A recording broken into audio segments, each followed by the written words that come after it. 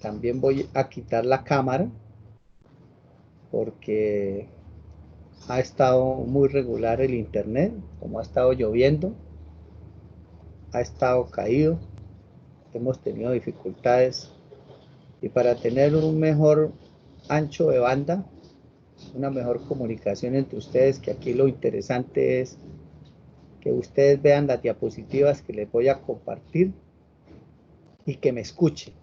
Entonces, como el video quita bastante ancho de banda, voy a quitar aquí la cámara, la voy a desactivar. Y voy a empezar a compartir las diapositivas. Entonces, ya están viendo la diapositiva, ¿no? Compañeros. ¿Están viendo la diapositiva? Sí, señor, Sí, señor. la estamos. Sí, señor. Señor. Bueno, entonces siendo las 2:18 de la tarde del día 29 de julio,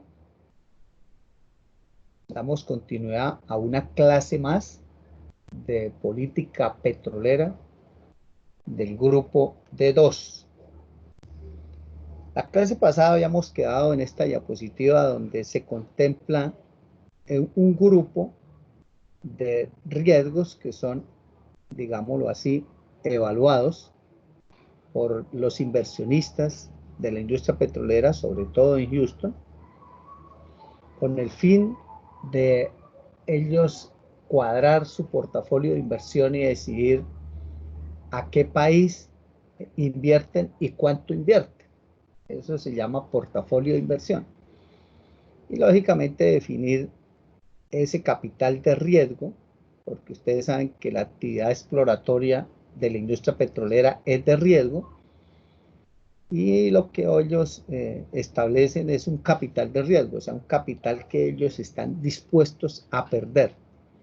Porque la probabilidad de encontrar petróleo, como lo comentábamos la clase pasada, es muy baja, una probabilidad muy baja, y en Colombia es más o menos del 5%, o sea que, como les comenté, de 100 pozos perforados, 95 salen secos. Y ellos además buscan es grandes reservas, sobre todo las grandes multinacionales, no van por cosas pequeñas, sino van por cosas grandes. Y la probabilidad de descubrir grandes yacimientos en Colombia también es muy baja. Y eso se llaman riesgos geológicos, que están contemplados aquí en el último bloque, que se llama riesgo de la industria. Yo quiero que ustedes me confirmen si quedamos aquí en la clase pasada, en la cual pues, vamos a analizar cada uno de esos riesgos, ¿cierto? Creo que quedamos aquí. ¿Me confirman, por favor?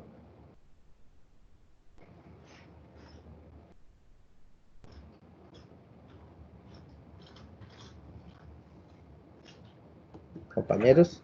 Ingeniero, creo que sí fue ahí donde quedamos. Sí, creo que sí. Bueno, según mi recorderis en mi memoria. Entonces póngale cuidado, compañeros. Es muy importante lo que vamos a analizar porque uno generalmente como ingeniero de petróleos, pues es muy técnico, poco administrativo y, y en ese sentido pues tiene una mentalidad que es más operativa que reflexiva. O sea, poco reflexionamos nosotros sobre el asunto. A nosotros nos forman con materias, repito, netamente técnicas en el cual uno aprende a hacer. Uno aprende a hacer como ingeniero, pero no aprende a pensar y a reflexionar, que es importante. Y es una de las razones por la cual muy poco ingeniero, muy poco, llega a cuadros directivos, o sea, llega a ser gerente o presidente de una empresa petrolera. ¿Por qué? Porque a nosotros, en otras palabras, podemos decirlo así toscamente, nos forman es como un obrero calificado. Somos un obrero calificado. Pero sí es bueno analizar ciertas cosas desde el punto de vista administrativo, desde el punto de vista financiero, desde el punto de vista contable, desde el punto de vista monetario. Y es en lo que piensa un inversionista o lo que piensan los cuadros directivos de una empresa petrolera. ¿Sí? Ellos piensan muy diferente a nosotros. Nosotros simplemente somos unos peones, unos obreritos que nos contratan para que hagamos las cosas. Pero los que ganan bastante son los que están arriba, que son los que piensan. Y por eso es que es importante, por un lado, aprender a reflexionar y por otro lado, poder analizar el contexto en el cual se envuelve la industria petrolera. ¿Sí? Entonces, por eso este cuadro de riesgos es muy importante que ustedes los tengan en cuenta y sepan por qué ellos los analizan. Ese análisis, lógicamente, lo lleva a generar una calificación de riesgo a cada país y lo clasifican como riesgo país. Y con base en esa clasificación es que ellos distribuyen su capital de riesgo cada año para hacer la exploración y por eso es que llegan a un determinado país interesados en adquirir algunas áreas o bloques, firmar los contratos y obviamente hacer el ejercicio de la búsqueda de hidrocarburos.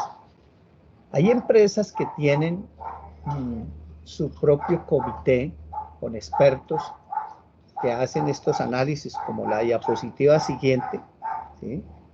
En el cual la empresa ConocoPhillips, que está presente aquí en Colombia, en el bloque Valle Medio Magdalena 3 y Valle Medio Magdalena 2, en San Martín y Aguachica Cesar, con el interés de hacer exploración y producción de hidrocarburos no convencionales en roca generadora.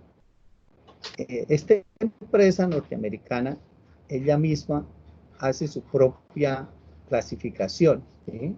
Y lo mismo lo hace la BP. ConocoPhillips normalmente hace ese avalúo basado en estadísticas que están en algunas páginas o algunas fuentes como la misma BP.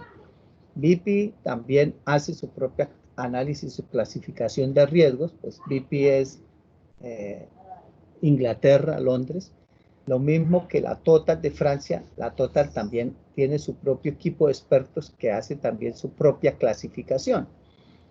Pero normalmente en Houston existen algunas empresas que son consultoras, no son empresas operadoras petroleras, pero sí son consultoras de la industria y hacen esos análisis. Inclusive la ANH, les voy a mostrar aquí un último cuadro de esta presentación, ¿sí? Con el que se cierra esta presentación, en el cual la ANH también hace una clasificación, no como riesgo, sino aquí la ANH evalúa es el nivel de atractivo, ¿sí?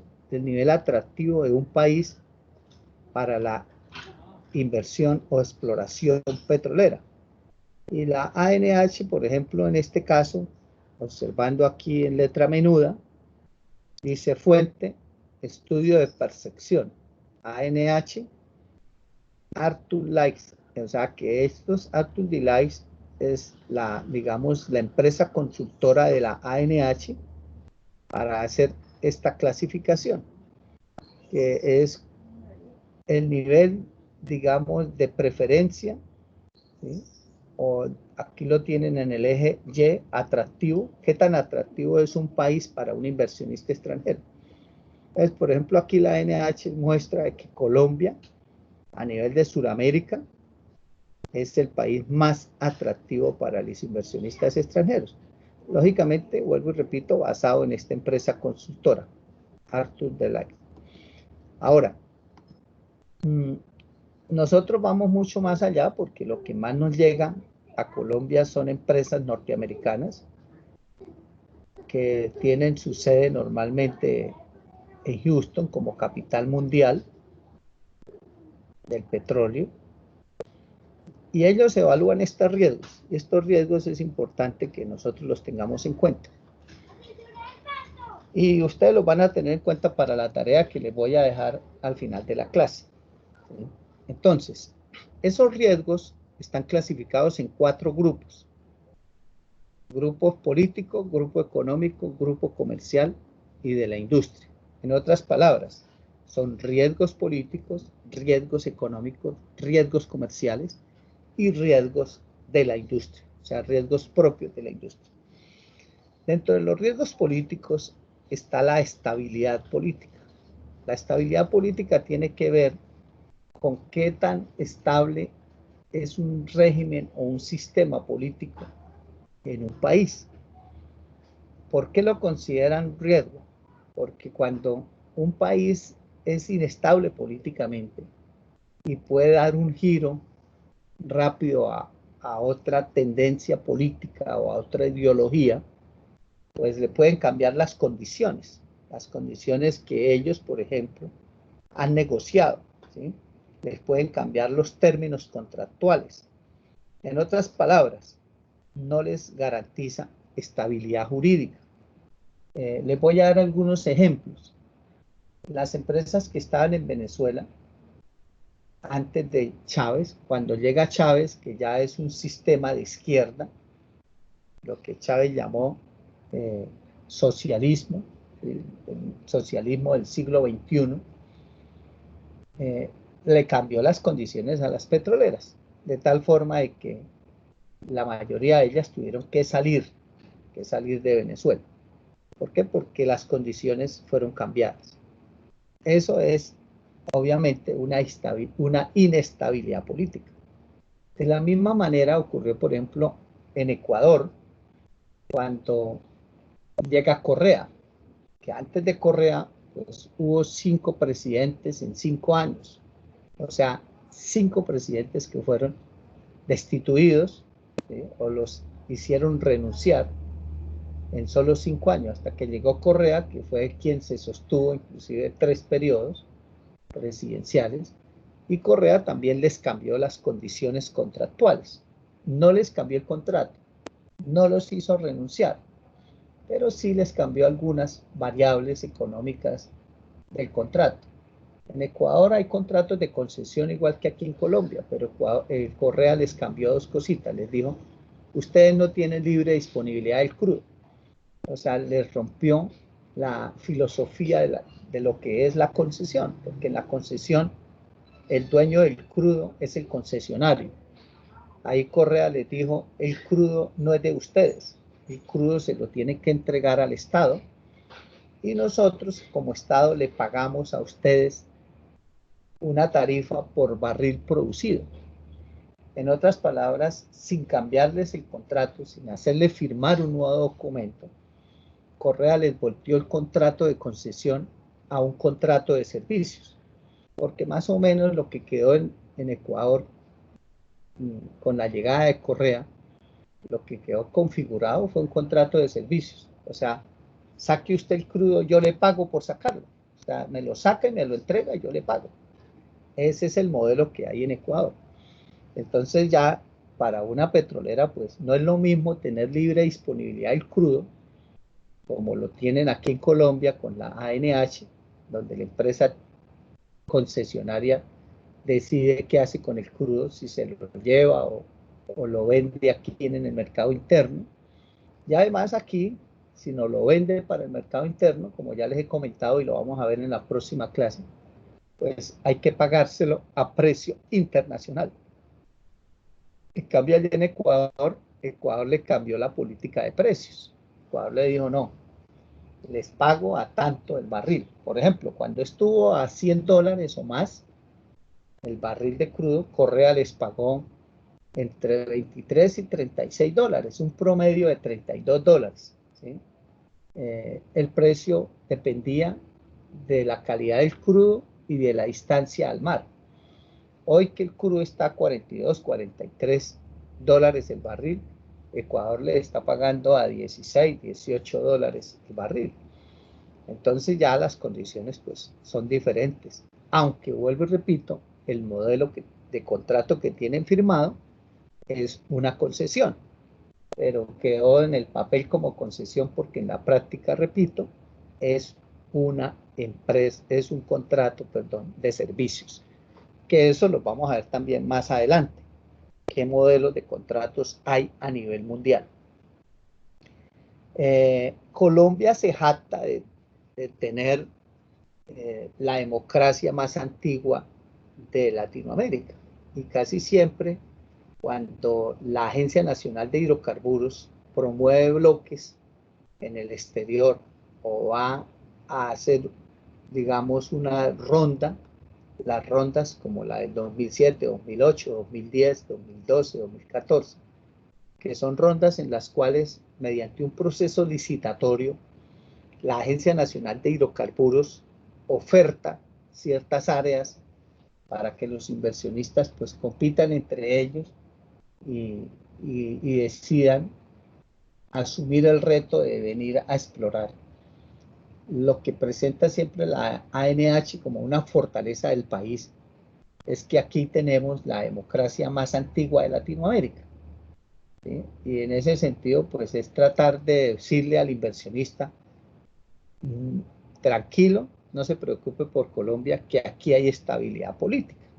O sea, aquí en Colombia no hay golpes de Estado, ¿sí? No hay cambios de presidente, así como ocurre en otros países, que hoy hay un presidente, pero mañana puede ser que no esté, ¿sí? No hay giros hacia la izquierda, porque aquí en Colombia pues, no ha gobernado la izquierda.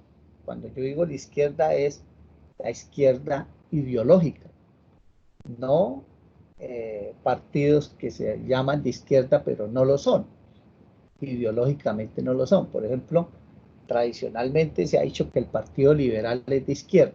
No, el Partido Liberal es más de derecha que hasta los mismos conservadores, ¿sí? Entonces no tienen una ideología socialista y menos comunista. Entonces no podemos decir que el Partido Liberal es de izquierda. Aquí ha mandado la derecha siempre. Aquí nunca ha mandado la izquierda, ¿no? Que es un temor que sí tienen lógicamente los inversionistas en este momento, porque Colombia es el único país de Latinoamérica que no ha girado a la izquierda. Pues recuerden que aquí en los años 90, por ejemplo, Brasil con Lula giró a la izquierda. Lo mismo ocurrió en Uruguay con la llegada, por ejemplo, de Mojica. Lo mismo en Paraguay con la llegada de un cura, no recuerdo el nombre. En Argentina llegaron los Kirchner. En Chile llegó Bachelet. En Bolivia llegó Evo Morales. En Ecuador, pues ya sabemos que llegó Correa. En Venezuela, pues en el año 97, 98 llegó Chávez. O sea, todos esos países han girado a la izquierda y, y nosotros no. Colombia no, pero los analistas, así nosotros nos jactemos de vendernos como la democracia más antigua de Latinoamérica. Los analistas políticos dicen que Colombia está próximo a dar el giro a la izquierda. Lógicamente un poco demorado con respecto a los demás países vecinos, que inclusive ya giraron a la derecha, como Chile, que ya hoy está Piñeras es de la derecha, inclusive Argentina, el presidente anterior también fue de derecha, y Brasil también ya llegó a la derecha. O sea, estos países ya pasaron a la izquierda y ya regresaron nuevamente a la derecha, y Colombia no ha hecho el giro a la izquierda. México, ahorita con López Obrador, está en la izquierda. Entonces, los que analizan estos riesgos no ven realmente que Colombia tenga la estabilidad que nosotros mostramos, porque dése cuenta que Petro casi logra la presidencia en el 2018. Y los analistas estiman que posiblemente lo más probable es que la izquierda gane las elecciones en el 2022 y lógicamente le pueda cambiar las condiciones a ellos.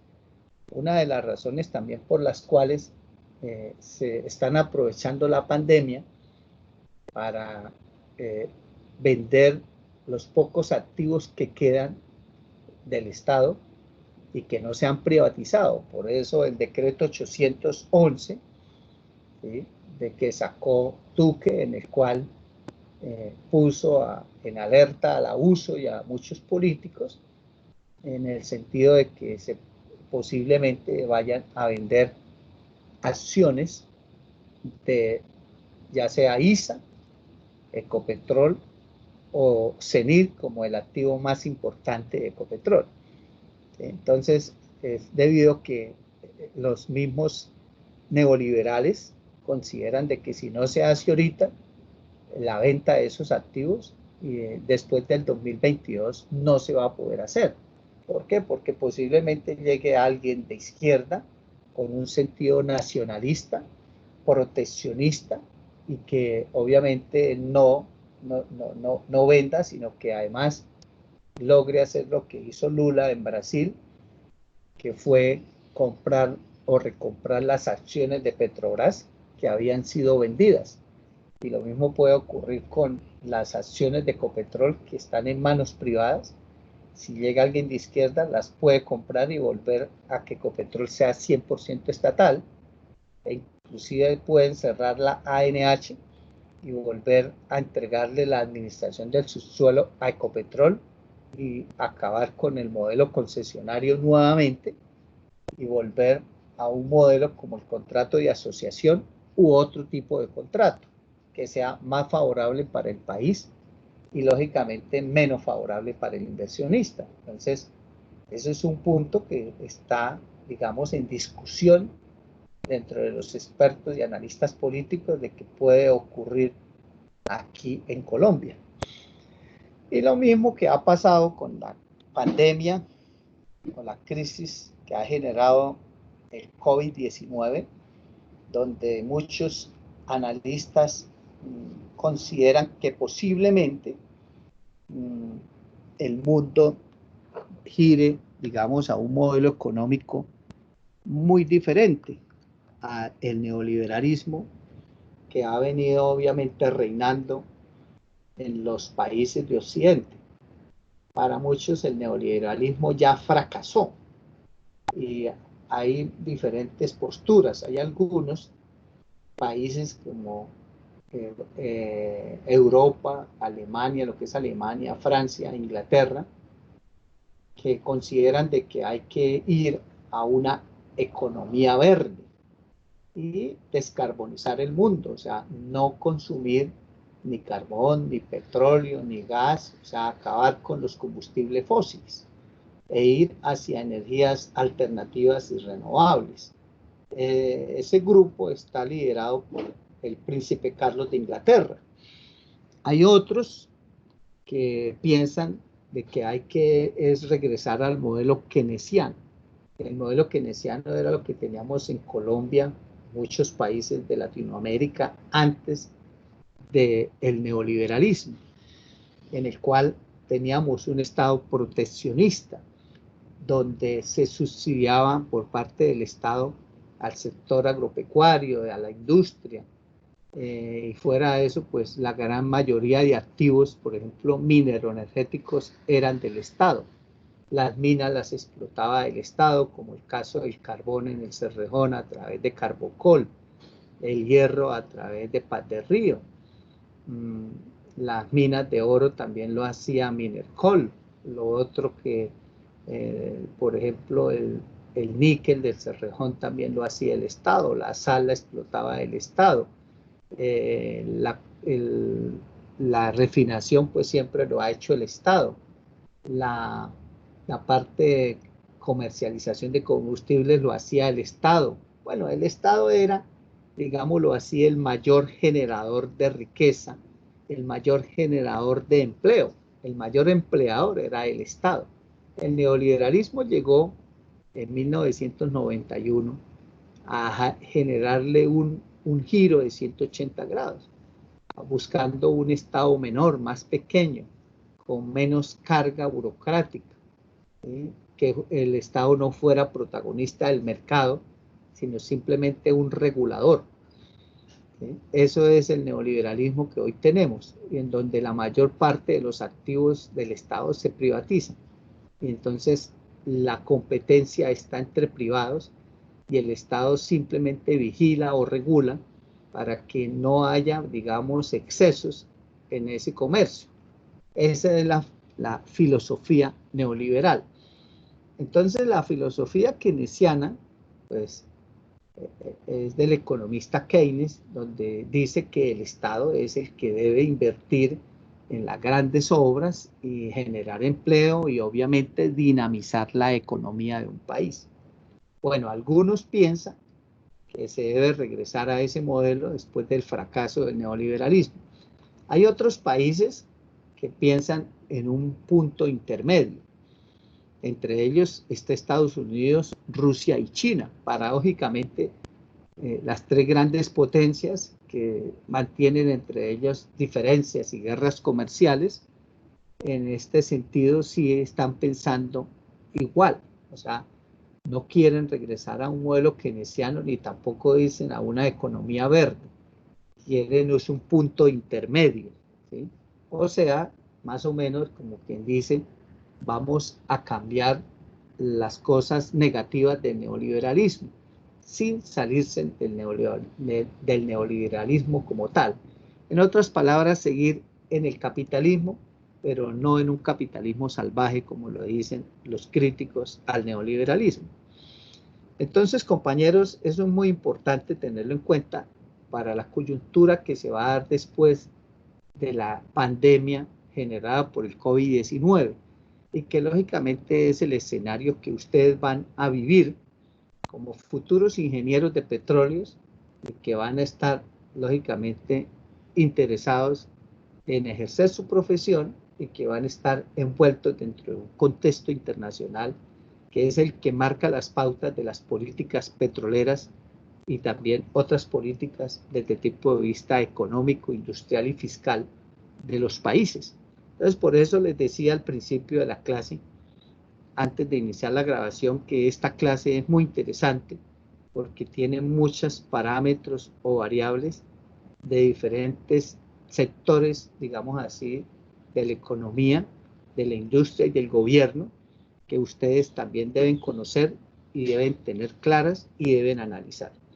Entonces, desde el punto de vista de la estabilidad, yo diría que Colombia, más que mostrar que estamos, o sea, mostrarle al inversionista extranjero de que estamos en un país estable, digamos, desde el punto de vista político, por tener la democracia más antigua de Latinoamérica, yo diría que este riesgo es alto para los inversionistas extranjeros, porque la cuestión coyuntural que se ha venido dando, lo más probable es que lleve a que Colombia, repito, gire a la izquierda en el año 2022 y les cambie las condiciones favorables que hoy tienen, gracias al neoliberalismo y gracias a los cambios que se han dado en los gobiernos de Pastrana y Uribe, sobre todo, ¿sí? Que los vamos a ver ahorita más adelante.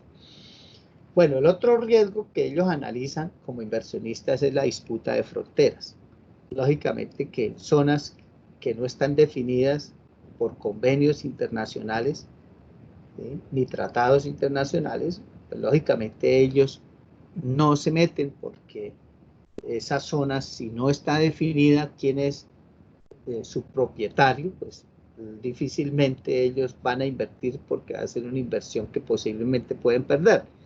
Les explico, por ejemplo, Colombia ha tenido una disputa con Venezuela cerca al Golfo de Venezuela y La Guajira, que es un sitio que se llama Los Monjes, unos islotes que hay por ahí, que esa vaina no se ha definido todavía.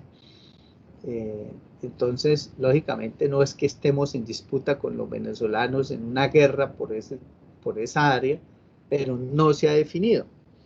Entonces, Venezuela dice que los monjes le corresponden a ellos y Colombia dice que los monjes le corresponden a Colombia. Entonces, esa zona, pues, nadie la toma. Lo mismo ocurre, por ejemplo, con las zonas vecinas con Nicaragua, offshore o costa afuera, cerca allá a San Andrés y Providencia. Esa zona todavía está en disputa, ¿sí? Nicaragua nos ganó una disputa en el Tribunal de la Haya, pero Colombia dijo que no obedecía el fallo. En otras palabras, Colombia todavía asume y considera que las aguas marítimas y obviamente el fondo marítimo de lo que hay de nuestras costas del Caribe hasta Nicaragua o hasta San Andrés y Providencia, pues nuestras. Nicaragua dice que no, porque el fallo de le da a ellos el control hasta un meridiano intermedio entre las islas de San Andrés y nosotros aquí en la costa Caribe. Entonces esa zona, por ejemplo, que sigue en disputa porque Nicaragua volvió y demandó, y en la demanda pues no solamente pide el control de las aguas marítimas, sino pide el derecho sobre las islas de San Andrés y Providencia.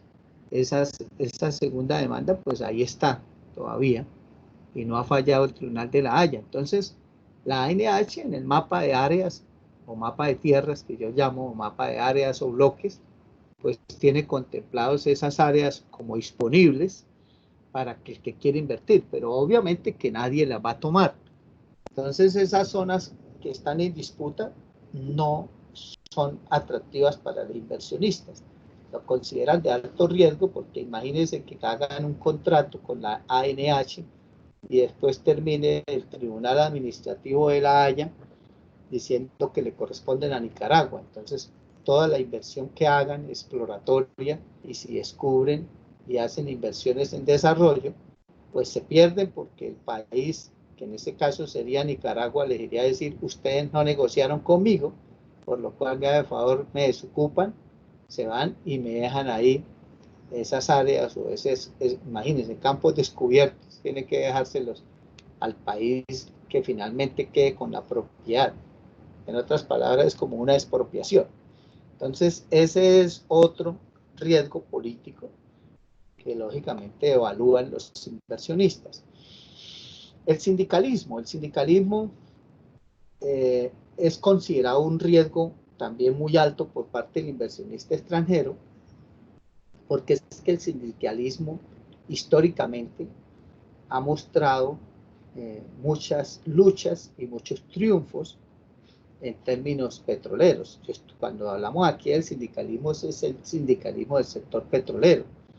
Recordemos lo que yo les narré en clases anteriores, cómo las luchas sindicales del abuso, por ejemplo, llevaron a una huelga en el 48 que obligó al Congreso a expedir la ley 165 de ese año, donde el Congreso autoriza al gobierno a crear Ecopetrol.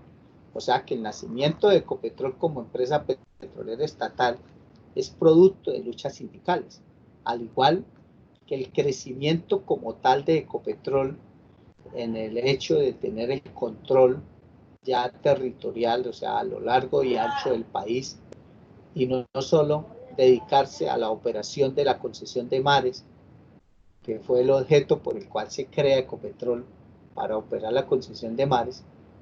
Luchas sindicales llevaron a que Ecopetrol se empoderara y ya tuviera actividad exploratoria a lo largo y ancho del país, hasta el punto de llegar a ser la encargada de administrar el subsuelo y de tener la responsabilidad de garantizar el suministro interno no solo de crudos, sino de combustibles, y tener el monopolio de la refinación, el transporte y la misma comercialización.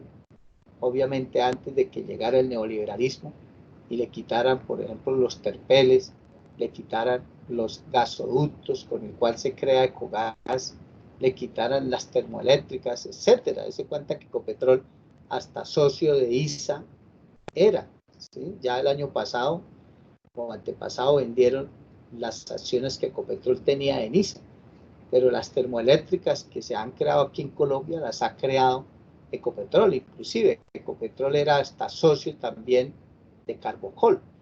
Entonces Ecopetrol ha tenido digamos, un protagonismo muy grande, que ya lo ha perdido también bastante protagonismo cuando incursiona, repito, el neoliberalismo, pero desde su creación hasta la llegada del neoliberalismo, Ecopetrol prácticamente era el encargado de la política mineroenergética. ¿Por qué? Porque tenía participación en Carbocol, que era carbón, minería, tenía participación en ISA, que era obviamente energía eléctrica, también en la generación con las termoeléctricas, que ya se las quitaron y las vendieron, y obviamente en la parte petrolera en todos los eslabones, tanto en la área del upstream como el downstream, o sea, en la exploración, producción, transporte, refinación, comercialización de combustibles, petroquímica, todo estaba en manos de Ecopetrol.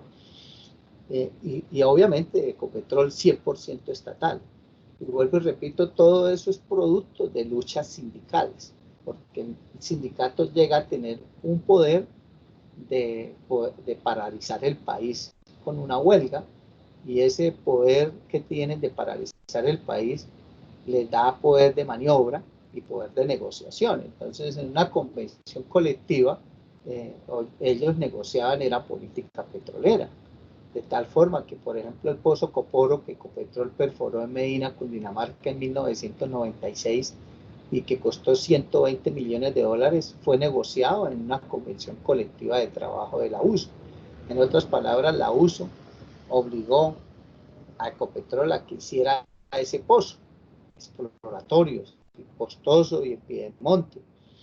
Entonces, compañeros, mientras que Ecopetrol en su modelo de contrato de asociación, pues no contemplaba asumir riesgos y obligaba o condicionaba mejor al inversionista socio a que fuera quien asumiera el riesgo, porque Ecopetrol en la etapa exploratoria no invertía, que invertiera el socio, o sea, el socio era el que asumía el riesgo más Ecopetrol. Ecopetrol sí la USO en negociaciones colectivas de trabajo lo obligó a asumir riesgos exploratorios y no en sociedad con otros, sino solo, ¿sí? Lo obligó solo, y que fueron fracasos, y que en negociaciones posteriores, pues las directivas de Ecopetrol siempre le refregaban a la USO el haberles hecho hacer esas inversiones en pozos que salieron secos. Entonces, eso es una forma, compañeros, de mostrar cómo el sindicalismo es fuerte en términos de política petrolera. Recordemos que en 1951 el sindicato petrolero en Irán es quien hace una huelga, y en esa huelga sacan al Shah de Irán, y ahí sube Mohamed y llevan a que Mohamed como presidente nacionalice el petróleo en Irán.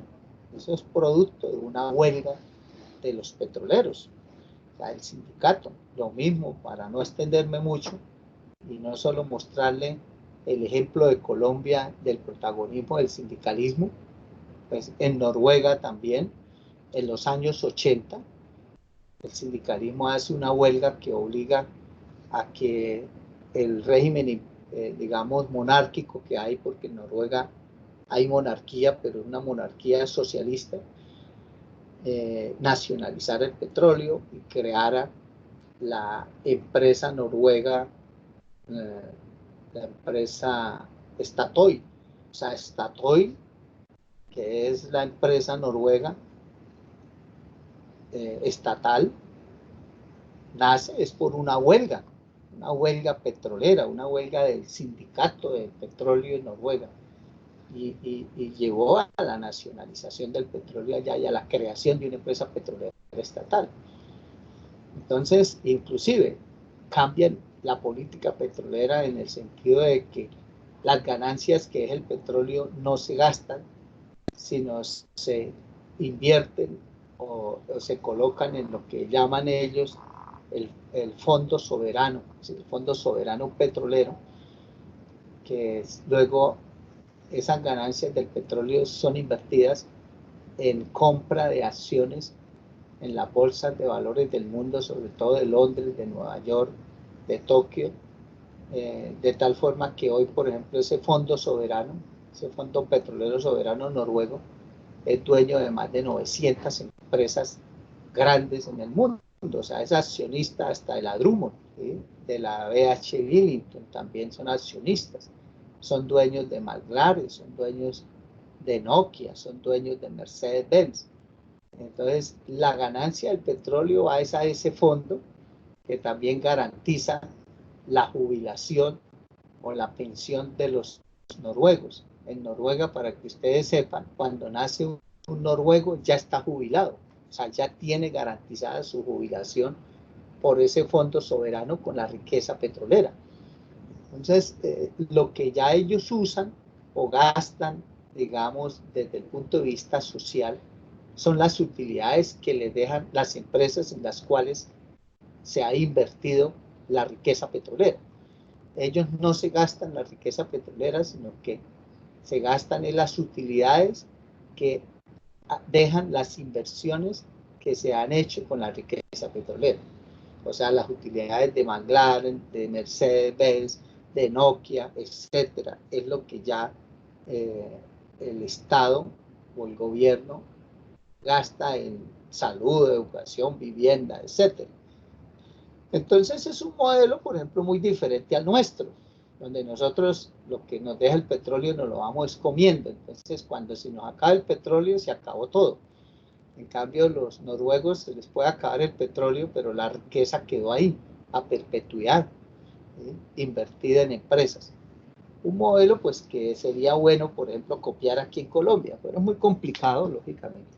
Habría que hacer un cambio de política muy drástica para lograr llegar, por ejemplo, a crear un fondo soberano como el de Noruega. Bueno, en términos o en resumen, para no alargarme más, el sindicalismo pues es protagonista en la política petrolera de un país y lógicamente que para el inversionista extranjero lo tiene como un riesgo, ¿sí? En ese sentido pues fue la razón por la cual a Uribe le impusieron el decreto ley 1760 del 2003, que como les dije en una clase anterior, fue redactado en Houston y en Londres, y Uribe simplemente pues lo firmó, y ahí lo que se busca es la excisión de Ecopetrol y la creación de la Agencia Nacional de Hidrocarburos, y con esa creación de la Agencia Nacional de Hidrocarburos se logran varios propósitos.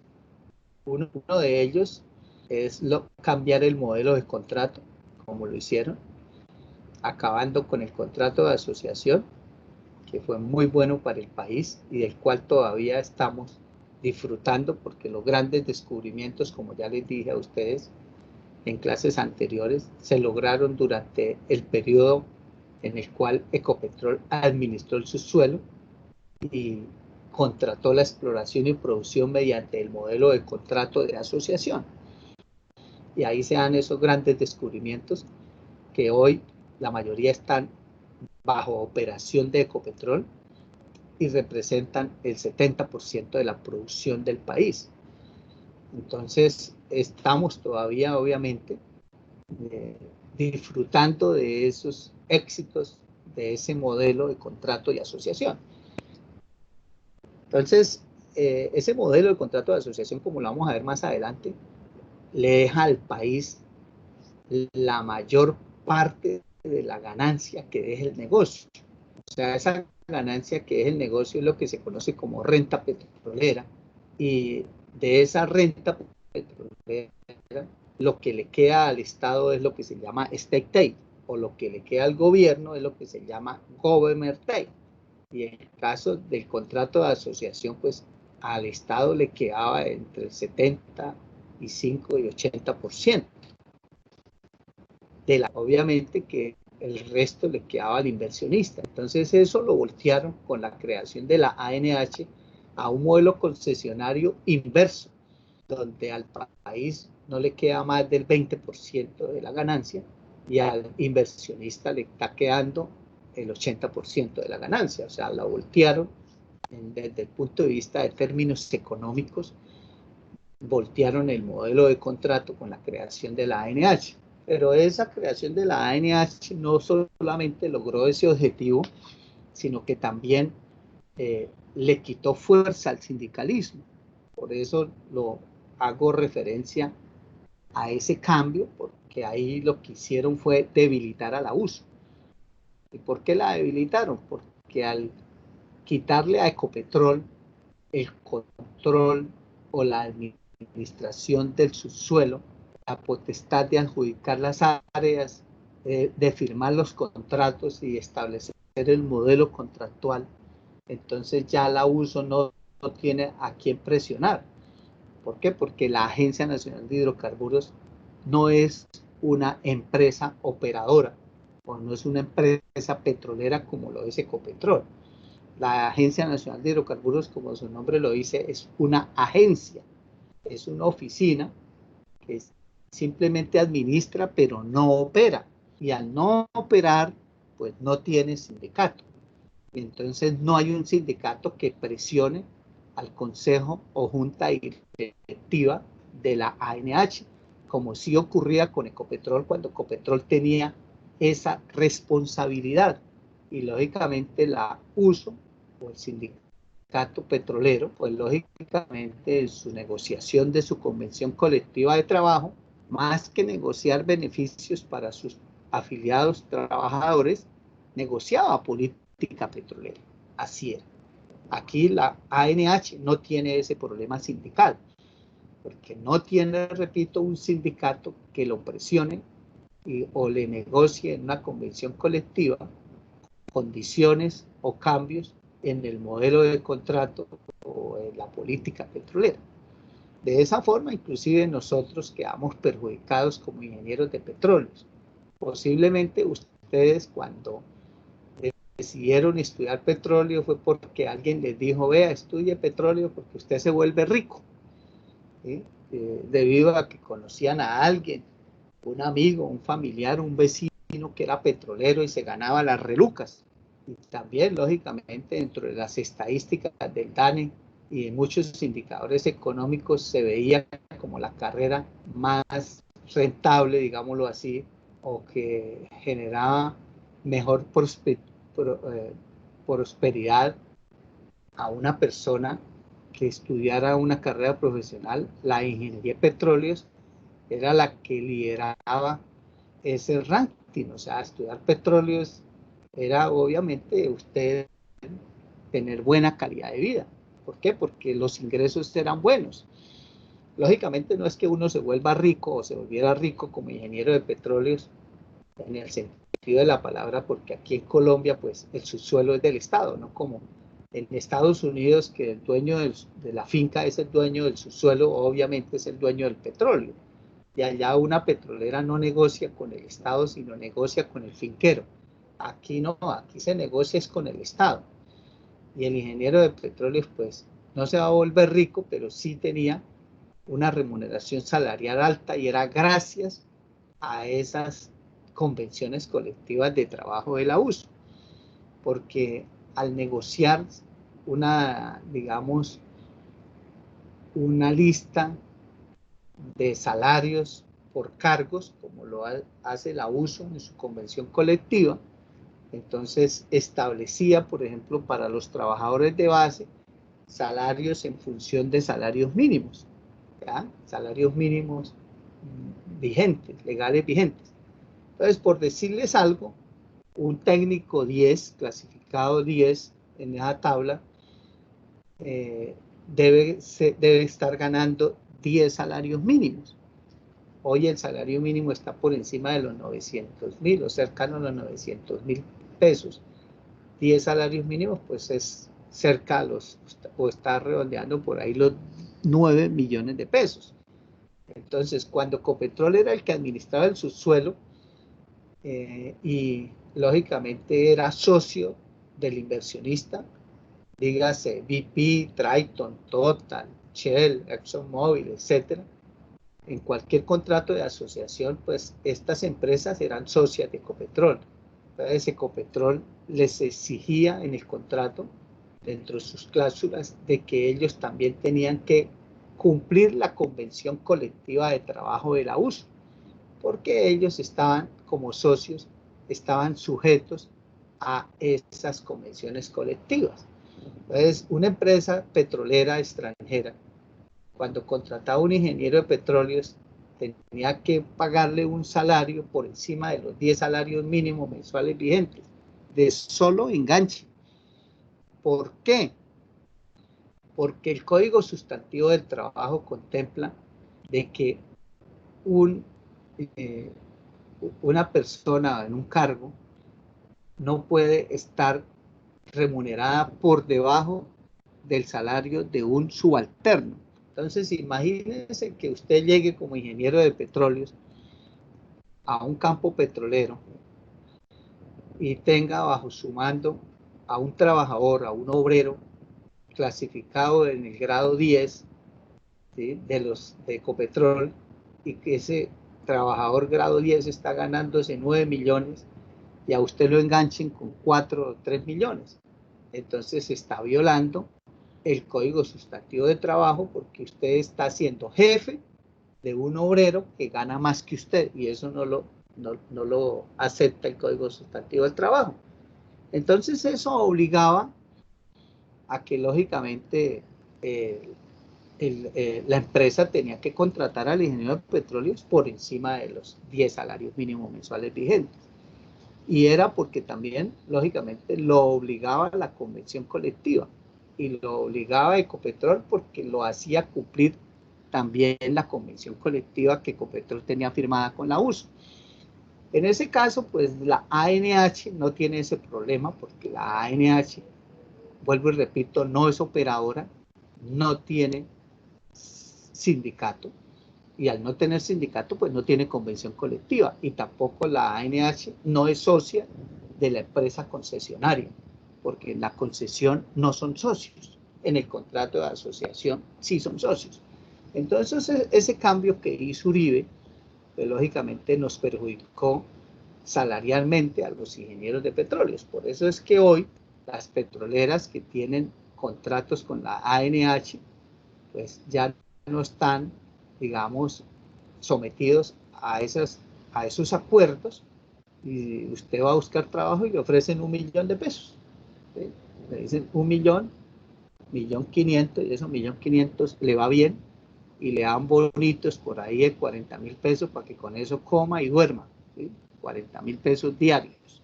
Esos son los bonos que están pagando, que inclusive para muchos ingenieros no les es rentable y muchos renuncian. A muchos les he ayudado por ahí a engancharse a empresas de amigos que han ido por allá para el Putumayo y se devuelven porque dicen, es que ese bono a mí no me alcanza para comer con 40.000 pesos y dormir, porque eso es lo que nos están dando. ¿Sí? Entonces, eso es lo que dan porque no hay convención colectiva. Además, pues, aunque hoy a la USO ya se puede afiliar cualquier trabajador de cualquier empresa petrolera. Hoy ya la USO no es solo de los trabajadores de Ecopetrol. Cualquier trabajador de una empresa petrolera se puede afiliar a la USO. Pero ¿qué pasa? Las empresas petroleras privadas amenazan, ¿sí?, a los trabajadores y a los ingenieros diciéndole que quien se afilia a la USO pues lo despiden.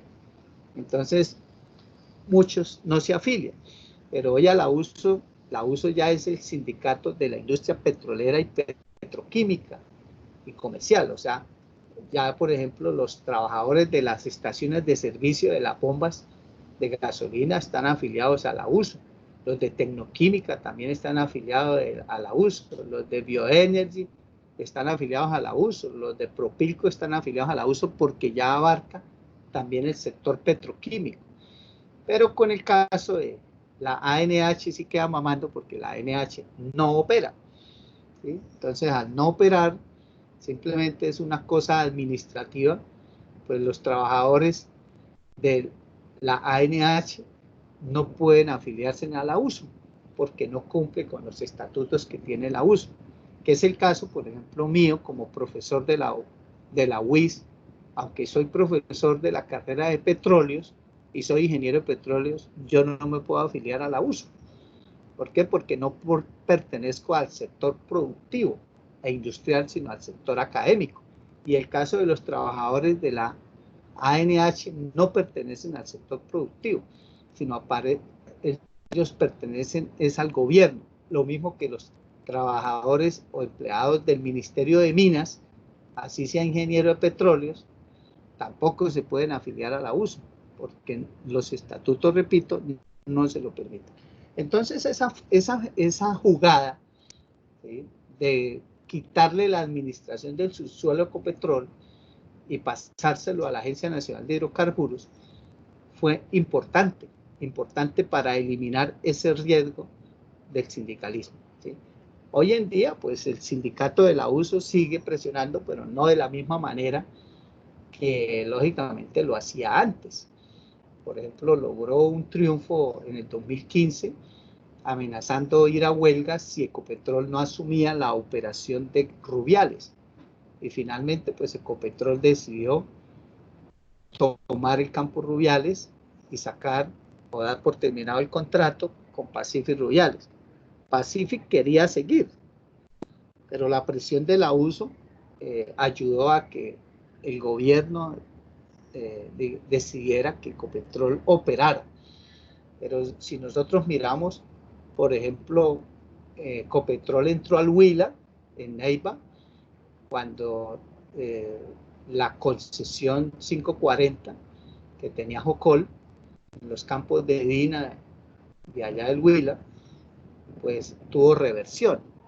Jocol buscaba también permanecer y que le hicieran extensión a la concesión, pero la USO en ese momento allá de la USO en ese momento no amenazó con una huelga, no, se tomó el campo, fue la USO y se tomó el campo, y la condición que puso, dijo, aquí el único que puede entrar es Ecopetrol a operar, y sacó a la gente de Jocol y todo, y fue la forma como Ecopetrol entra al Huila.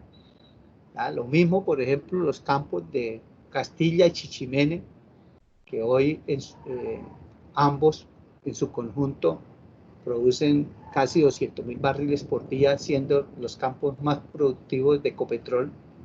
Ese contrato de asociación Cumaral que terminó en el año 2000, también Chevron quería continuar y Pastrana quería darle la prórroga, pero la USO también amenazó con huelga y la Asamblea Nacional de Delegados votó huelga, y la Junta Directiva Nacional condicionó de que si Ecopetrol no asumía la operación de Castilla y Chichimene, pues definirían la hora cero de la huelga. Entonces, compañeros, es una muestra de cómo pues, la USO ha logrado como sindicato muchas cosas a favor del país, porque ellos tienen un sentido nacionalista, pero después de la creación de la ANH han perdido mucha fuerza, y sobre todo con la echada de más de 280 dirigentes, tanto de directivas nacional como de las subdirectivas,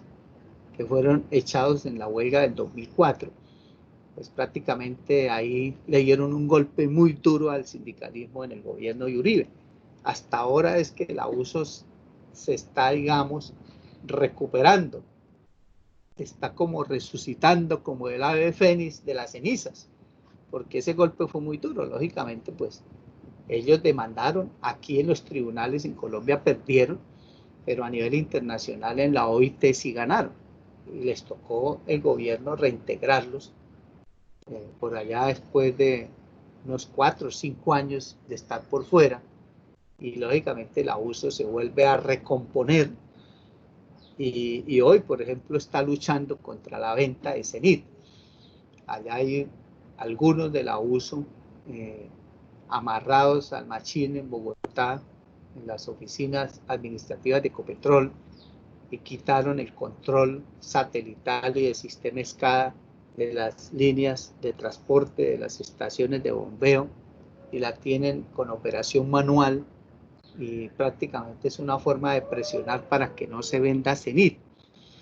Entonces, eso es actividades sindicales a las que las empresas multinacionales pues le temen, porque por ejemplo si se quieren hacer a los oleoductos y poliductos, que es Cenit, pues quien les está presionando duro, aparte de unos políticos que nosotros llamamos de la oposición o alternativos que están en contra de la privatización de esos pocos activos que nos quedan, como es los congresistas del Partido Verde, los congresistas del Polo Democrático, los congresistas de Petro, o sea, ese bloque está en contra de la venta de Cenido, de posiblemente de ISA o de más acciones de Ecopetrol.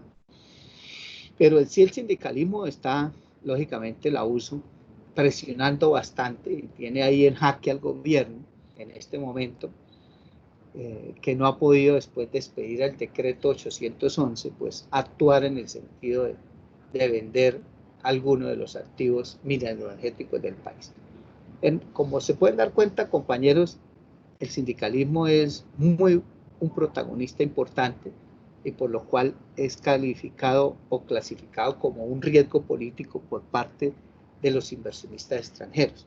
Que en Colombia, repito, pues se ha menguado y ya el sindicalismo no es tan fuerte como lo era antes, que es lo que se considera el sindicato clasista, ¿sí?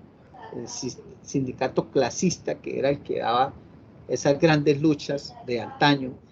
Hoy en día ya el sindicalismo pues ha sido debilitado, el abuso, inclusive internamente está fraccionado y hay algunos sectores que son gobiernistas, que en particular se dice que los que están ahorita dirigiendo la USO o tienen las mayorías en su junta directiva están más a favor del gobierno, de tal forma que algunos críticos dicen que hasta la USO ya la privatizaron, ¿sí? O sea, en el sentido jocoso, pues figurado, mamando gallo, en el sentido de que ya la USO no tiene la fuerza que tenía antes.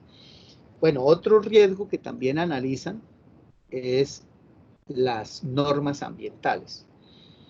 La parte ambiental pues le pega mucho a los costos por barril, porque cuando hay países que tienen un sistema o un régimen ambiental muy fuerte, exigente, pues eso les implica a ellos unas inversiones muy grandes en los procesos de mitigación y remediación, lo que es, por ejemplo, el tratamiento de aguas, el quemar gas en las teas, el dejar piscinas de ripios y lodos en las plataformas, porque hay países que no permiten que, por ejemplo, la industria deje esos desechos de roca molida o de ripios de perforación ahí como pasivos ambientales, ni los lodos de perforación ahí, que es lo que llamamos tamales. Pues muchos gobiernos dicen, no señor, me hace favor y me remedia una piscina. Aquí en Colombia a las empresas simplemente pues les dan una multa, les imponen una multa, que también son multas muy, digamos, muy tenues, una multa muy bajas, ¿sí? No son multas severas. Por ejemplo, por dejar un pozo mal abandonado o sin abandonar, o una piscina, por ejemplo, de ripios o de lodos sin remediar, que simplemente pues las tapan ahí con una geomembrana y les echan tierra encima y luego les siembran pasto. Eso es lo que llaman tamales, porque hacen lo de los gatos, dejan la cagada tapada, pero ahí queda ese pasivo. Pues eso lo multa una corporación autónoma regional, pero la multa, según la resolución 181495 del 2009 del Ministerio de Minas y la misma resolución 40048 del 2015 también del Ministerio de Minas, para el caso, por ejemplo, de los pozos mal abandonados o incumplimiento de la normatividad que está en esas resoluciones, dice que la multa es de $5.000. Entonces, $5.000 son a 3.700 pesos, pues más o menos unos 17 millones, 18 millones de pesos. Mientras que, por ejemplo, abandonar un pozo correctamente les puede estar costando entre $500.000 y $1.000.000. Entonces, de $5.000 a $500.000, la diferencia es muy grande. Entonces, la empresa petrolera pues prefiere mejor pagar la multa.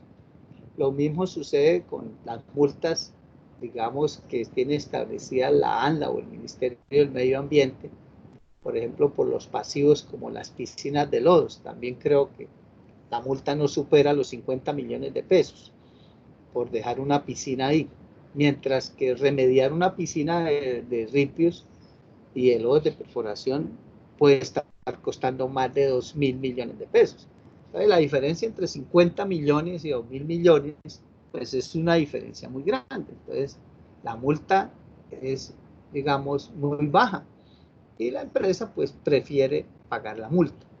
Entonces, aquí en Colombia la normatividad ambiental es muy laxa. Por ejemplo, aquí las empresas petroleras pueden verter las aguas residuales a un caño, ¿sí? A un río o a un humedal. Aquí no les exige las normas, sino llegar a un nivel de tratamiento 3. El tratamiento de las aguas residuales va hasta el nivel 5.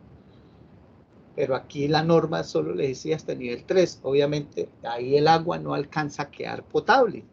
¿Sí? El agua no, para que el agua quede potable, tiene que llegar hasta un nivel 5, que ya es con el uso de ósmosis inversa. ¿Sí? Aquí llegan y simplemente le sacan las trazas de hidrocarburos, los sólidos en suspensión, enfrían el agua y la oxigenan. ¿Sí? La oxigenan y luego la vierten, pero ahí lleva fenoles, alcoholes, ¿sí? Lleva aminas, lleva todos esos químicos que se le agregan al mismo crudo para efectos de romper emulsiones, que son lo que llaman químicos clarificantes, al igual que los inhibidores de corrosión, también esos quedan en el agua. Lo mismo que, por ejemplo, cuando le agregan químicos para inhibir la precipitación de parafinas, asfaltenos, etcétera. No quiero extender mi amiga aquí, pero lógicamente todos esos procesos que se le hacen en el tratamiento del crudo en la batería, y muchas veces antes, desde el mismo fondo del pozo, todo eso finalmente termina en las aguas que vienen de formación, que son aguas de producción, y que aguas que finalmente pues, van a verter. Yo aquí de pronto, para que ustedes pues, se den cuenta que yo no les estoy hablando paja, voy a mostrarles una intervención de manosalva. Creo que no se le he mostrado a ustedes en las clases anteriores. Cuando vino hace 2 años aquí a la UIS, al auditorio Retamoso de Ingeniería Química, a hablarnos del fracking, y hubo un estudiante que le criticó sobre los tratamientos de las aguas en los campos convencionales como las irinfantas, y que si aquí el agua residual no la trataban, que cómo iban a hacerlo entonces con el fracking, que van a utilizar mucho más agua. ¿Sí? Entonces, espere, voy a mirar aquí que escribieron Carlos. Bueno, Carlos dice que ya se pudo conectar, pero quiere mostrarles esa intervención de manosalva. Creo que ustedes no la han visto, ¿cierto? Si ya la vieron, me confirman para no abrirla.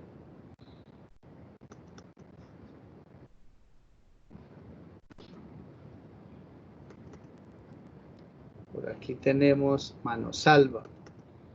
Bueno, ahí hay varias intervenciones de él, pero con respecto a los vertimientos de aguas, van a escuchar acá.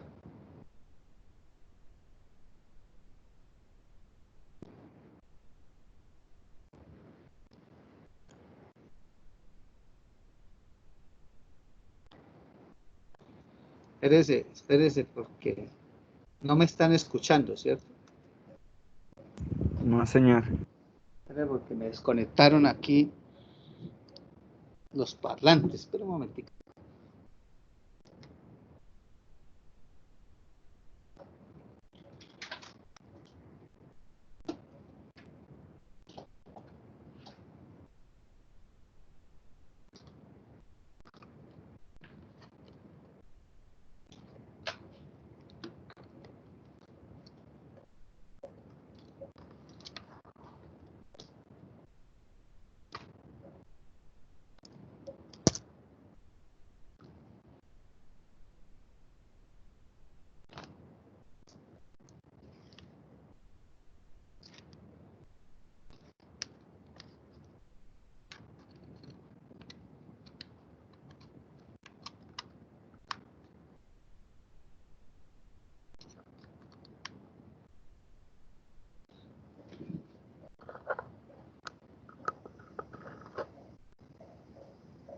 Voy a colocarlo nuevamente y me confirman si lo escuchan. Mito, el primero que mencionó fue que es mito el hecho de que se vaya a usar una cantidad muy grande de agua. Pues de hecho no es mito porque nos demostraron allá el ingeniero Ítalo de que se utiliza un 98% entre agua y arena, ¿verdad? Segundo, quisiera saber, bueno, entre otras cosas, de dónde viene esa agua. Yo sé pues, que él puso bastantes fuentes, pero en 100 puntos que sí se necesita gran cantidad de agua, ¿verdad? Segundo, quisiera saber también, por ejemplo, en el video que nos pasaron de los métodos que se aplican acá en el país de recobro mejorado, uno de esos, pues la inyección de agua. Por ejemplo, un campo como la Sierra y Pantas, con un borde de agua del 95%, yo sé que esa agua la extraen, ¿verdad?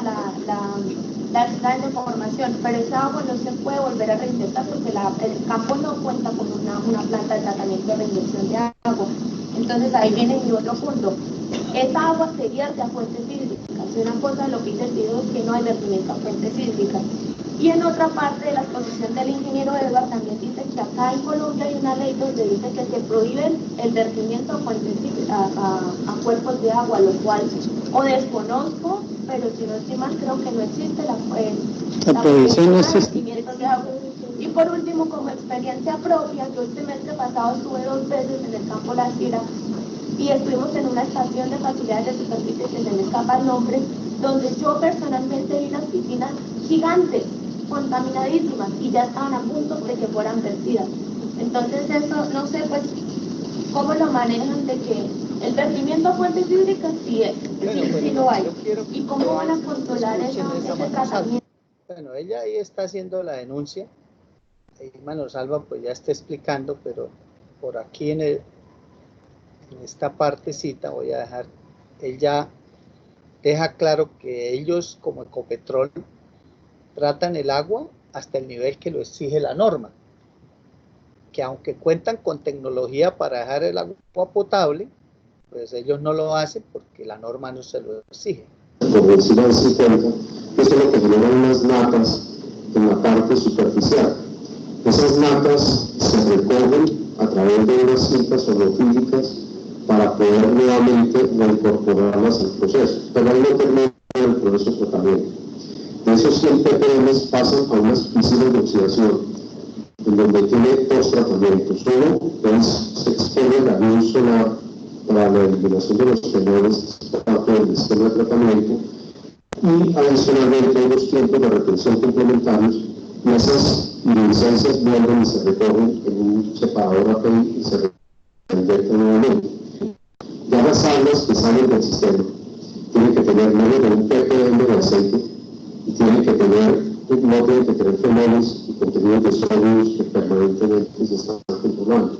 Esas son las condiciones que nos exige la corporación para poder garantizar que esas aguas a la salida del proceso tengan las condiciones de calidad para volverse a reinvectar y volverse a meter en el sistema. ¿Qué sucede? Ecopetrol ha venido desarrollando una política de eliminar los vertimientos en los próximos 5 años. Y para esto tenemos previsto en los próximos 3 estar eliminando vertimientos en las Sierra y Pantas, eliminando vertimientos en Llanito, Guala, Galán, Casabe, Izama, Provincia y todo el Magdalena Medio. En el valle superior ya los eliminamos. Este año eliminamos los vertimientos en los llanos, por excepción del Campo Castilla, y en esta dirección vamos, para poder garantizar que impactamos de la menor forma posible el medio ambiente. Desafortunadamente en Colombia la regulación no nos permite que para aguas de libre disposición nosotros leemos los tratamientos de tal suerte que se conviertan en aguas potables. Y es una conversación que estamos teniendo con el Ministerio porque creo que hay una oportunidad importante para las regiones.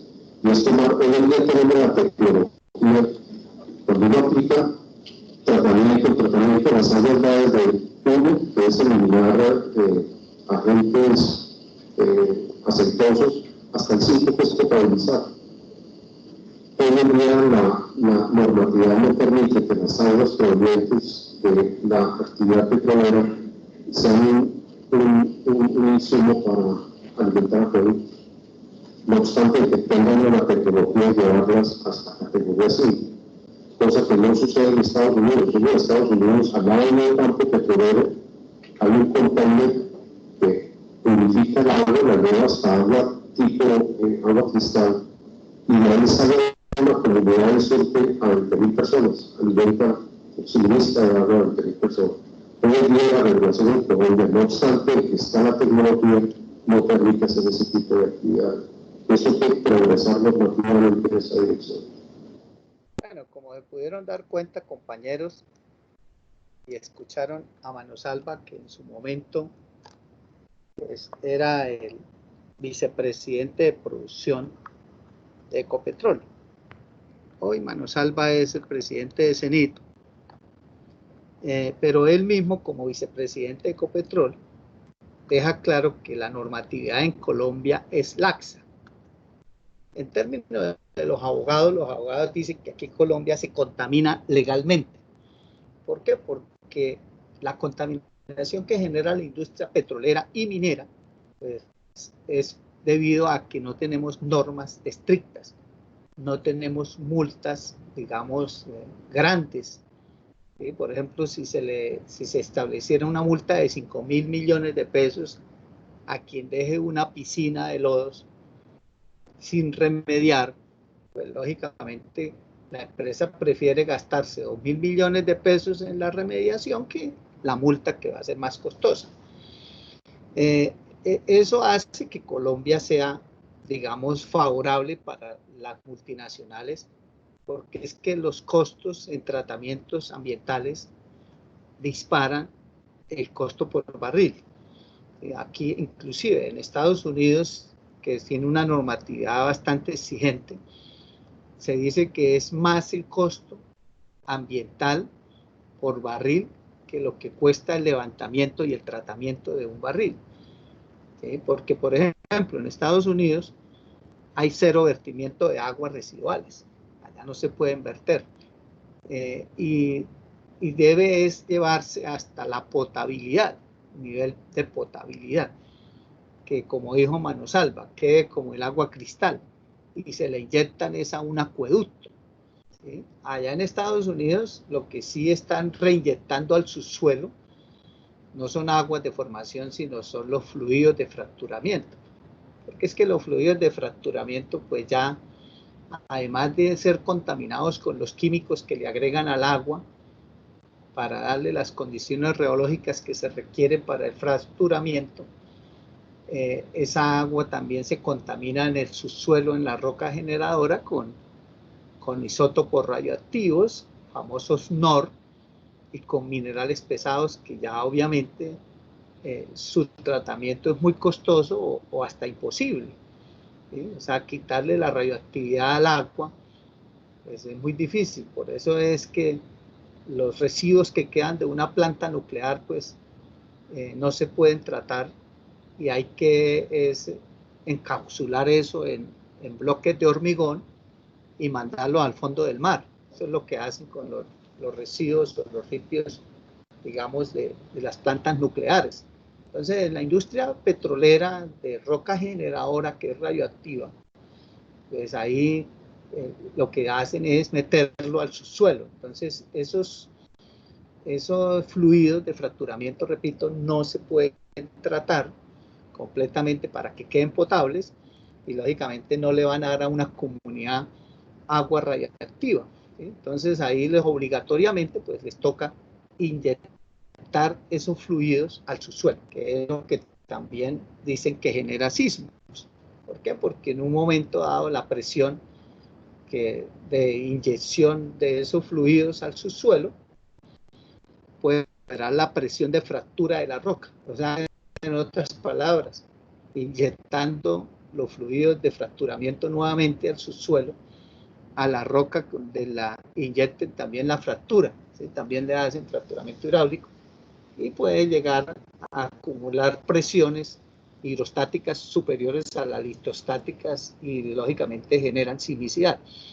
Entonces, ese problema que tienen ellos, por ejemplo, en Estados Unidos no lo tienen aquí, porque aquí inclusive para lo del fracking, de lo que estamos comentando, aquí no hay normatividad siquiera, ni siquiera se ha hecho normatividad, no la hay. Entonces, por ejemplo, si tuviéramos la normatividad de Canadá, en Canadá, por ejemplo, si en un taladro encuentran una gota de petróleo, de una vez le cierran el pozo. Aquí nosotros la normatividad es muy laxa. Se intentó hacer una normatividad ambiental exigente con la expedición de la Ley 99 de 1993, pero las petroleras apenas vieron esa normatividad, se fueron. Obviamente también coincidió en la década de los 90 de que hubo la implosión de la Unión Soviética y los países que se separaron de la Unión Soviética, que están en lo que hoy llaman zona neutral cerca del Mar Caspio, pues decidieron abrir sus fronteras para la inversión extranjera petrolera. Y las petroleras pues migraron hacia el Mar Caspio, y además estos países les ofrecieron modelos concesionarios que aquí, por ejemplo, Colombia no tenía, porque aquí era contrato de asociación. Entonces la concesión le da más participación en la renta petrolera al inversionista. Entonces hubo, digamos, migración de petroleras, no solo de Colombia, sino de Latinoamérica, hacia el Mar Caspio en la década de los 90, y eso generó una recesión exploratoria en Latinoamérica, ¿sí? Y aquí en Colombia, además, pues con el cambio de la Constitución, que muchos consideran la Constitución del 91 como una constitución ambientalista, porque tiene 42 artículos que tienen que ver con el medio ambiente, y además porque se expidió la ley 99 de 93, que fue en sus inicios muy exigente, pues eso también ayudó a que hubiera, digamos, una avalancha de petroleras para fuera del país, o sea, se fueron, ¿sí? Hubo una desbandada, llamémoslo así, una desbandada de petroleras, hasta llegar al punto de que a finales de la década de los 90, cuando llegó Pastrana a la presidencia en el 98, ya no se perforaba ni un pozo en Colombia. O sea, en el 99 el número de pozos exploratorios fue 0, que llevó también a Pastrana a cambiar la participación del país, que era el 50%, bajarla al 30%, y bajar las regalías del 20% al 8% con descuentos, para mejorarle las condiciones al inversionista extranjero y que regresara nuevamente al país a explorar. Bueno, eso no generó resultados positivos, y por eso también Uribe, cuando llega en el 2002, pues hace la adquisición de Ecopetrol, que ya comentamos, y le quita esas funciones de administrar el subsuelo que le había dado López Michelsen con el decreto ley 2310 del 74, y la ANH cambia el modelo de contrato de asociación a un modelo concesionario, obviamente regresando 100 años, supuestamente bajo el argumento de querer incentivar al inversionista extranjero a que volviera. Pero como lo vamos a ver en la próxima clase, esa inversión no llegó. Aunque se han adjudicado muchos bloques, pues la gran mayoría se lo han adjudicado a empresas chichipatas. Se ha generado un carrusel de bloques, igual que ocurre con los títulos mineros, donde quedan en poder de unas supuestas empresas de papel creadas en paraísos fiscales, donde no se sabe quién es el dueño, ni donde no puede llegar ni la Fiscalía, ni la Contraloría, ni la Procuraduría, ni ninguna IA, y que se comprometen a hacer inversiones que no cumplen. Entonces, hoy el 65% de las inversiones comprometidas por las petroleras que han firmado contratos con la ANH han incumplido. O sea, el 65% de las inversiones comprometidas no las han hecho. Entonces, podemos decir que eso fracasó también, ¿ya? Entonces, si eso fracasó, lo que tenemos es que fortalecer a Ecopetrol y que la misma empresa petrolera estatal lo haga, ¿sí? Hay que no quitarle las utilidades o rendimientos a Ecopetrol, sino dejarle una gran porción, un gran porcentaje de dichos rendimientos o utilidades, dejárselo para que Ecopetrol haga la exploración, porque si no lo hacen las extranjeras, pues que lo haga Ecopetrol, y de esa forma nosotros como colombianos pues nos beneficiamos más de esa riqueza, pero obviamente hay que recomprar las acciones de Ecopetrol que se vendieron, y en lugar de quitarle activos como los oleoductos y poliductos, que es lo que piensa hacer Duque, y posiblemente más adelante quitarle otros activos, pues lo que hay que es fortalecer Ecopetrol. Y en lugar de fraccionarla, lo que hay que crear es una unidad de empresa. Hacia allá es que tiene que ir la política petrolera hacia el futuro. No podemos tampoco unos grandes yacimientos regionales como es las rocas generadoras, como el caso de la Luna, que tiene más de 8.000 kilómetros cuadrados, y que comparado con las Irintas, que es el más grande de los yacimientos convencionales, tampoco podemos entregarlo en concesión con 0 o 1 o 2% de participación para el país, porque es un súper yacimiento gigante, ¿sí?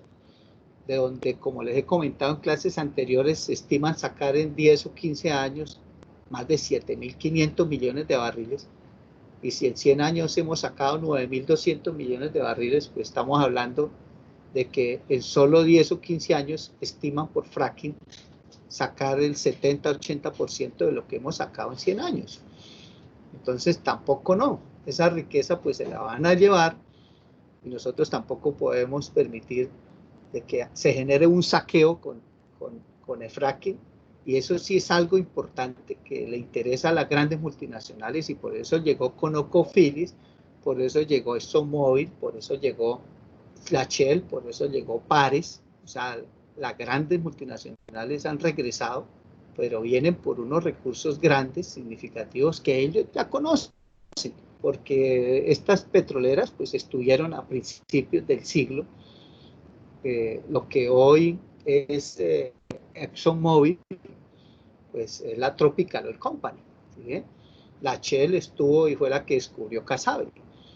ConocoPhillips es lo que antes se llamó la Colombian Petroleum Company. O sea, estas grandes multinacionales, pues obviamente conocen nuestro subsuelo, han hecho sísmica, han perforado pozos hasta el basamento, conocen qué hay en esas rocas, conocen los gigantes que son, y ya ven que hay un modelo concesionario muy favorable para ellos, y se vienen con todo, y entonces nosotros nos vamos a quedar viendo un chispero, como lo vamos a ver en los compañeros. Como se pueden dar cuenta, Colombia desde el punto de vista del riesgo ambiental es favorable también para el inversionista extranjero. El otro riesgo político es el terrorismo. El terrorismo pues sigue todavía en Colombia presente, está vigente porque hay todavía grupos guerrilleros, también hay grupos de derecha al margen de la ley, de lo que fue antes el paramilitarismo, pero hoy en día pues el país, digamos, está menos azotado por el terrorismo como lo estaba antes. Antes des en cuenta que la FARC se tomaba los pueblos, volaba torres de energía, volaba oleoductos, secuestraba a los funcionarios de las petroleras, extorsionaba a las petroleras, las vacunaba, esa es la extorsión, cobraba por los rescates de los funcionarios, etcétera, etcétera, etcétera. Hacía pescas milagrosas, todo eso hoy no se hace. ¿Por qué? Porque firmaron un pacto de paz, que eso ya favorece ese riesgo al inversionista extranjero. Aunque todavía quedan algunos disidentes y hay otros grupos guerrilleros como el ELN, pues el grupo guerrillero, digamos, más beligerante y más terrorista, pues ya está menguado. Lo mismo, el paramilitarismo, pues firmó el pacto de Realito y sus capos fueron extraditados, y aunque todavía hay algunos eslabones por ahí sueltos, como es el Clan del Golfo y los urabeños y otros, pues De todas formas, ya en eso se ha menguado y podemos decir que ese riesgo ya no es tan alto como lo era antes. Y las guerras pues tienen que ver con conflictos internacionales. Y pues nosotros no hemos tenido desde 1928 una guerra con otro país. La última guerra fue con Perú. Entonces, lo que hay de pronto que se especula es que puede haber una incursión militar de Estados Unidos en Venezuela.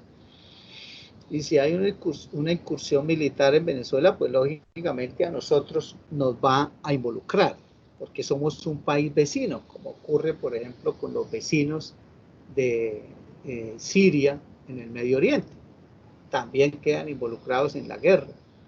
Y para ellos una guerra, si hay una intervención, por ejemplo, en Venezuela, que puede llevar a una reacción de parte de los amigos aliados de Maduro, como lo es Rusia, el caso de Putin, o China, que pueden obviamente fortalecer la resistencia y generar aquí un conflicto internacional que puede ser el brote de una tercera guerra mundial. Pues lógicamente que nosotros nos van a bombardear, porque lo más seguro es que nosotros, como amigos y aliados de Estados Unidos, como país invasor, pues Estados Unidos utiliza nuestro territorio para esa invasión.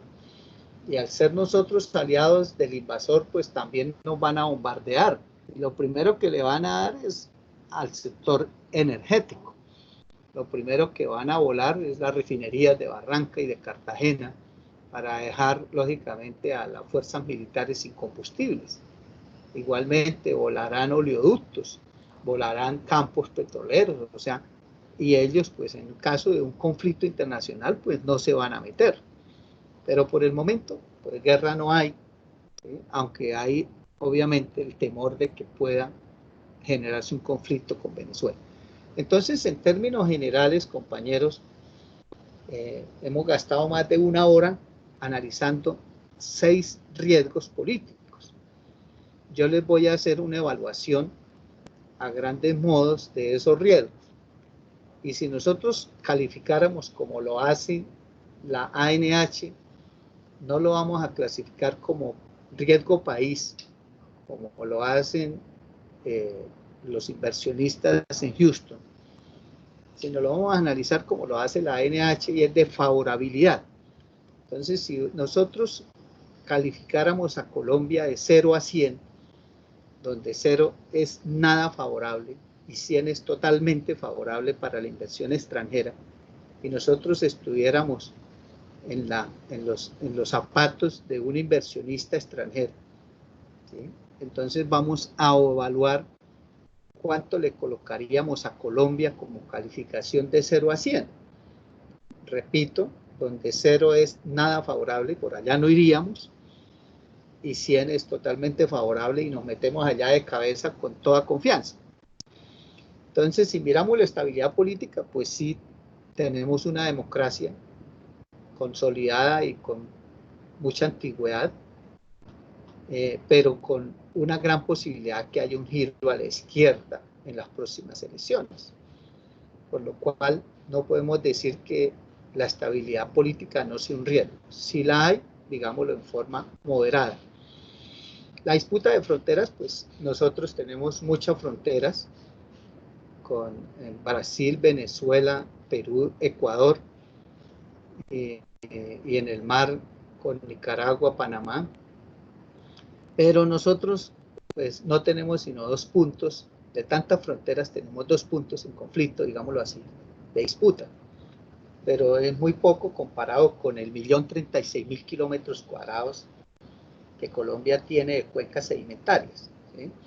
Entonces no es tampoco, digamos, mucho el territorio que está en disputa. Bajo el sindicalismo, pues ya está menguado también, ya está menguado el sindicalismo, no es tan beligerante, ni tiene la fuerza que tenía antes, repito, producto de la adquisición de Ecopetrol, al quitarle la administración del subsuelo o el manejo de la política petrolera. En el medio ambiente, pues estamos en un país con una normatividad laxa. Entonces ahí digamos que el riesgo no es tan alto y los costos, esto más bien es un punto que es favorable. Yo por el lado ambiental no lo veo riesgoso. Sí hay mucha oposición a la exploración y explotación petrolera por parte de grupos ambientalistas, pero no tienen mucho poder. El terrorismo, pues, también ha bajado bastante o significativamente comparado con lo que era el país antes. Y guerras, pues, no hay en este momento, aunque está ahí latente un posible conflicto de Estados Unidos con Venezuela. Entonces, en términos generales, ¿ustedes cuánto le darían a eso? ¿Sí? De 0 a 100. Eso hace parte de la tarea que les voy a dejar. Desde el punto de vista económico, sin detallar a grandes rasgos, pues ahí también hay 6 riesgos, pero se los voy a explicar por encima. Los otros riesgos comerciales y de la industria se los voy a dejar de tarea para que ustedes mismos lo analicen. ¿Sí? Entonces, desde el punto de vista económico, el crecimiento del país se mide con el Producto Interno Bruto y lógicamente que el inversionista mira o observa que un país tenga crecimiento económico, un buen PIB. Colombia siempre lo ha tenido, ¿sí? Porque si un país le va bien, si a un país le va bien al inversionista. Eso es algo muy importante para el inversionista. Yo no me voy a invertir a un país donde no me vaya bien, ¿sí? O sea, un país donde no tenga crecimiento económico, no voy. A un país que tenga crisis económica, no voy.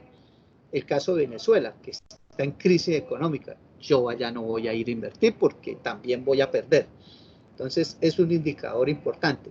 En Colombia no hay ese problema. Ahora, ahorita puede ser que con la pandemia se genere una crisis o se está generando una crisis económica, pero eso es mundial, no solo en Colombia, sino en todos los países. Inflación, pues es un indicador importante porque ustedes saben que la inflación le quita rentabilidad real a un proyecto. Si yo me gano el 20%, pero la inflación es del 10%, pues la rentabilidad real es menor del 10%, por ahí el 9%. Entonces, entre más alta sea la inflación, pues lógicamente menor es mi rentabilidad real en el negocio. Entonces, un país con alta inflación tampoco les conviene. Colombia siempre ha tenido en los últimos, digamos, 20 años, inflaciones por debajo de 2 dígitos, o sea, menores del 10%. El año pasado fue una inflación del 3 algo, 3.4 creo. Entonces es una inflación bajita. Eso es favorable para el inversionista extranjero también. La deuda externa de Colombia pues estaba por debajo del 50% del Producto Interno Bruto, que es un indicador importante, que para la empresa extranjera, si encuentra un campo petrolero, pues necesita endeudarse también con los bancos extranjeros, pero al país lo miden de acuerdo al apalancamiento financiero y es la capacidad de endeudamiento que tiene el país, y si supera el 50% del Producto Interno Bruto, no le prestan. Ahorita, pues con la crisis económica, el PIB obviamente va a bajar, ya no será de 300.000 millones de dólares. Entonces, si la deuda está cerca de los 150.000 millones de dólares, estamos hablando de que estamos llegando al límite. Ese sí podría ser un riesgo para Colombia en cuanto a inversión extranjera directa, porque los inversionistas dirán, no, si encontramos petróleo para desarrollar el campo, no nos van a prestar. La balanza de pagos pues tiene que ver con las exportaciones e importaciones. Ese punto pues siempre ha sido negativo para la inversión extranjera porque nosotros importamos más que lo que exportamos. Entonces ellos también lo miran desde el punto de vista de un indicador macroeconómico. Las reservas monetarias, pues ustedes saben que es el dinero o las divisas con las cuales se hace comercio internacional. Entonces, para importar maquinaria y equipos se requieren divisas. En eso Colombia sí está bien porque tiene cerca de 54.000 millones de dólares de reservas internacionales. No hay problema. Y expropiación, aquí en Colombia no existe ese modelo de la expropiación por la vía administrativa sin indemnización. Aquí el gobierno no expropia. Entonces expropia, pero por ejemplo más al contrario, a favor de la multinacional, porque el petróleo está catalogado como de de utilidad pública y de interés social. Entonces, si un campesino no deja entrar a la petrolera, lo expropian, o sea, es más bien a favor, pero no que vayan a expropiar a la petrolera. Entonces, en el bloque de riesgos económicos, pues Colombia está muy bien, ¿sí? Muy bien. Yo podría decir que de 0 a 100 en los riesgos económicos sacaríamos 90. En los riesgos políticos yo pondría 50 sobre 100. Entonces, compañeros, ahora a ustedes les queda de tarea para que me hagan un ensayo corto haciendo un análisis de los siguientes riesgos comercial y de la industria, uno por uno, ¿sí? ¿En qué situación estaría Colombia en cuanto a favorabilidad para la inversión extranjera directa, obviamente en la industria petrolera? Entonces ustedes hacen sus comentarios y pueden hacer una matriz donde van a clasificar al país y le van a dar una calificación de favorabilidad de 0 a 100. Yo ya puse en los políticos 50 y en el económico 90. Ustedes con base en lo que analicen, pues irán a colocar un valor de 0 a 100 en los riesgos comerciales y un valor de 0 a 100 en los riesgos propios de la industria. Y hacen una ponderación global, ¿sí? Y me dan en el ensayo una favorabilidad de Colombia. ¿Cómo la clasificarían si nosotros en este momento estamos, desde el punto de vista de esta matriz de riesgos, en condiciones de favorabilidad para la inversión extranjera directa o no? Bueno, compañeros, eso era todo por hoy. Ingeniero, Entonces, sí, coménteme. una pregunta, ¿el ensayo tiene hojas mínimas, no sé, un tipo de letra, dónde se lo enviamos? No, ese me lo envían ahí al correo ovanegas40, ustedes ya saben mi correo, ovanegas40@gmail.com, mi correo personal, ovanegas, con B pequeña, 40 en número, Listo, arroba señor. gmail.com, ¿sí? No, Y eso es lo que, referente a los parámetros, a eso no lo limito, ¿no?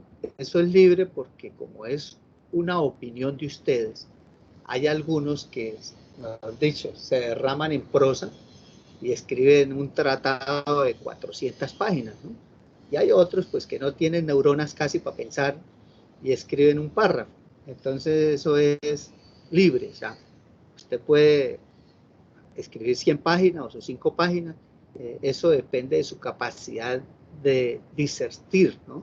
Su capacidad de análisis y lógicamente que la intensidad del ensayo va a depender de su intensidad investigativa, ¿sí? De la dedicación que usted le haga. Entre usted más investigue y lea, pues más ideas va a tener.